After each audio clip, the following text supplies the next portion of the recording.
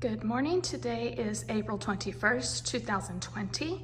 Today's activities are identifying plural nouns, your reading comprehension passage, which is the lost necklace, the life cycle of a frog, and Memorial Day.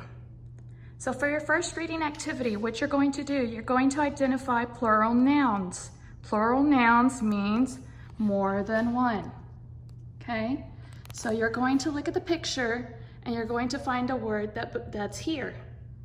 What is this? Is this a bird or birds? So you would look for the word. Does that say birds? Does it end with an S? No. When you have a plural noun, it ends with an S. Birds. So you would put a check mark here once you write it down right here, nice and neat. If you do it on your notebook piece of paper, just number your page 1 to 13 and write your words. Okay, so you're going to decide whether it's a plural noun or if it's a singular noun, and just write the word that's in the word bank. Remember, plural means more than one.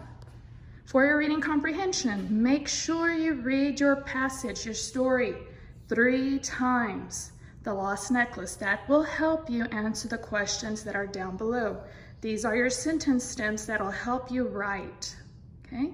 Write in complete sentences. Remember, a complete sentence starts with a capital letter and it ends with a period. You have your finger spacing and you're writing nice and neat. This is what your notebook piece of paper should look like if you write it down in a notebook, on a notebook piece of paper. The life cycle of a frog. I will be sending you a video about the life cycle of a frog. This will be a science grade, so make sure you do it correctly. And pay attention to the video and to the anchor chart that I will be sending you. If you did not print this out and you write it on a notebook piece of paper, you're going to use the letters. So let's say letter A goes in box number 1. Then I would write letter A. So use the letters that I wrote down here. I will take a picture of it and this will be in the video as well. If you did not print it out, that's what you will be using is letters. If you did print it out, I want you cutting and gluing. If you don't have any scissors or any glue, then I want you to write the letters as well. For Memorial Day, we have to know the importance of Memorial Day. So you're going to complete these sentences. After you complete the sentences, I want you to read each sentence out loud.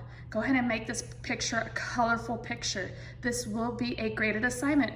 Make sure when you are turning in graded assignments that you do have your first and last name on the page. Remember, first and last name.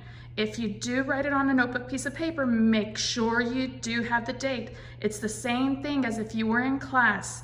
Make sure you have all of those things on your assignments. Okay, here is a checklist of this week's assignments that need to be turned in as a grade. So make sure you have these turned in by Friday. Remember to do your best and never give up. Have an awesome day.